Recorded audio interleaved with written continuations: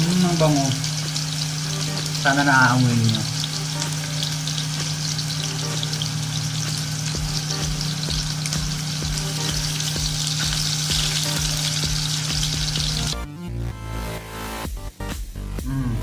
Kahit wala na siyang sausawan, pwede na.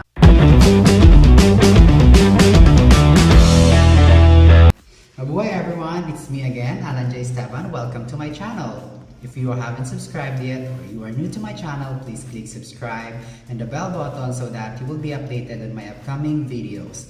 For today, I will be teaching you on how to prepare skinless garlic longganisa. Yes, you heard it right, skinless garlic longganisa. Napakasimple lang po ng ating mga ingredients, napakadali lang din niya i-prepare. So, kung favorite mo to, kung paborito ito ng inyong mga anak, or kung gusto mo siyang gawing business, pwede niyo po kong sundan. Tara, samahan niyo ako.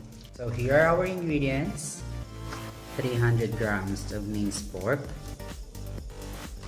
8 cloves of minced garlic, pinch of salt, ground black pepper, 3 hanggang 4 na kutsara ng brown sugar kasi I want it extra sweet. It depends on your preference. You can add or you can decrease the amount of sugar that you will be putting. This is a mixture of soy sauce and oyster sauce. Tig-isang kutsara. And this is our extra ingredient, paprika. It's optional. Unahin natin ating wet ingredients, the oyster sauce and the soy sauce. Para ka naglalaro lang dito ng para. Okay. Next, our sugar.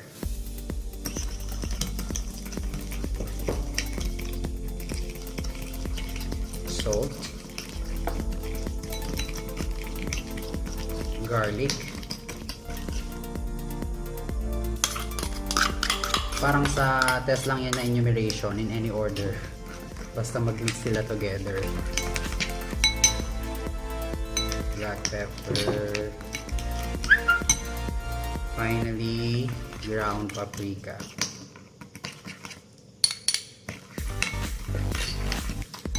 You all have to mix it well.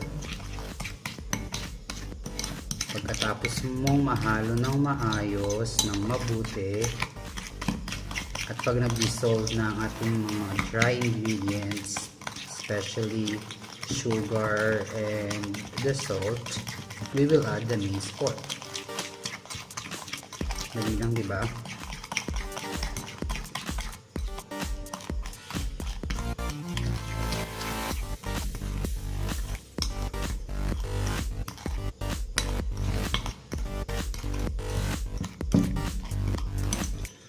So, okay na ang ating pang-marinate.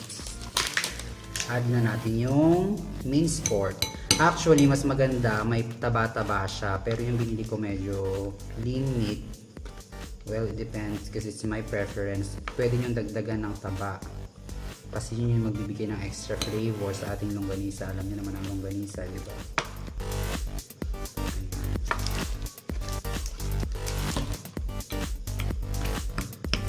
Let's just mix it well.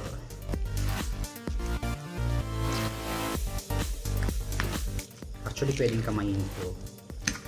Kaso wala akong gloves. Kaya, ganito na lang.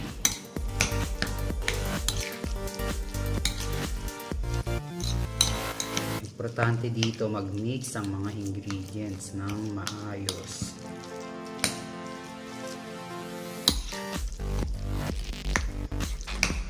Kung business naman, pang business ang gusto nyo, pwede nyo siyang lagyan, dagdagan ng binder, pwede siyang harina, konting harina para magkapit-kapit ang mga ingredients. So now that the ingredients are well mixed, ilalagay natin siya sa chiller para mas madali siyang i-wrap later buo-buo. Actually medyo malamig to kasi yung ating minced pork ay galing sa fridge. Pero ilalagay lang natin siya as I prepare the film, the cling film that we will be using as the wrapper. Wala kasi akong bituka ng baboy. Ayan. Kaya siya skinless garlic longganisa. We will be using this cling film. Nabibili siya sa mga department stores.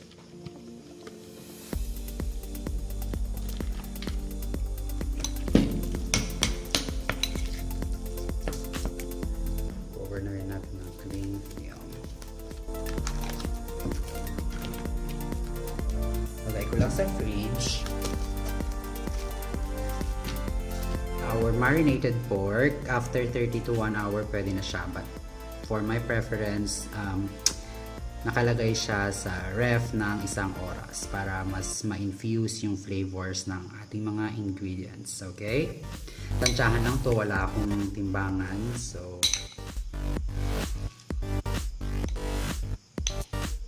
let's put a spoonful of the mixture sa ating cling film.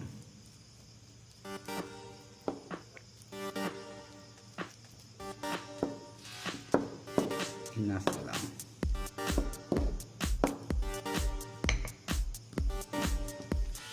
Roll natin siya. Ayan. Okay.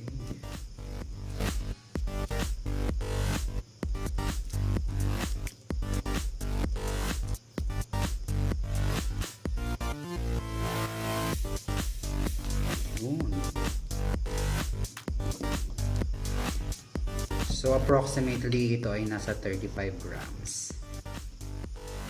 Good morning guys! Ay, excited ako magluto. Tara, samahan niyo ako.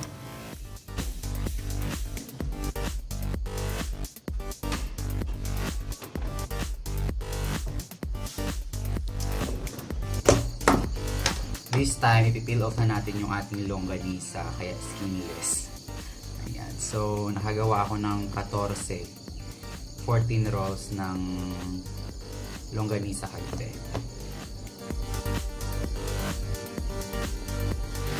Napakadali lang balatan guys. Ayan. Okay, next, dito na tayo sa kawali. Pag mainit na yung ating lutuan, lagyan lang natin ng mantika.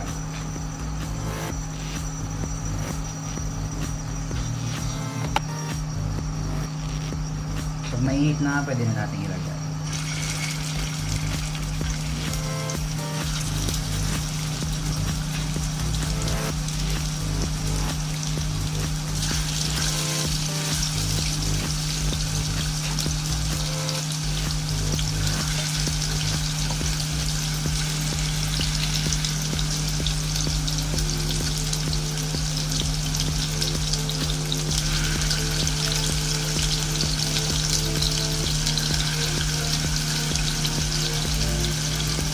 Ang bango.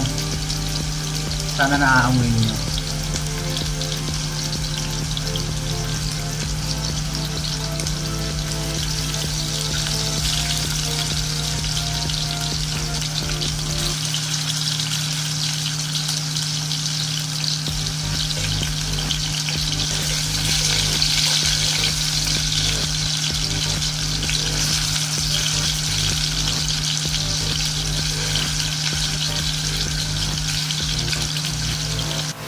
So ayan guys, pag okay na, lilipat na natin siya sa plato.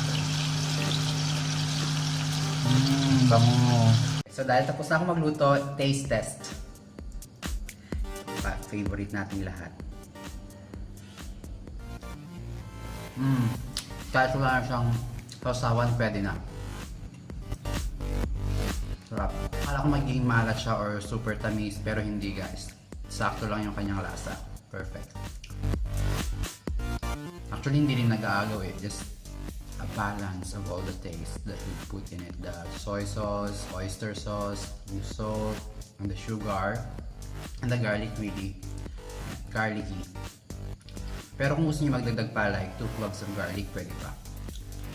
Kung gusto niyo mas garlic, pwede nyo rin gawing spicy. Thank you for watching guys. That is my skinless garlic longanisa. If you enjoyed it, please click like, subscribe, and the bell button para updated ka sa aking mga upcoming videos. You can also message me on Facebook or on Instagram if you have any suggestions na mga lutuin na pwede kong iluto. Thank you!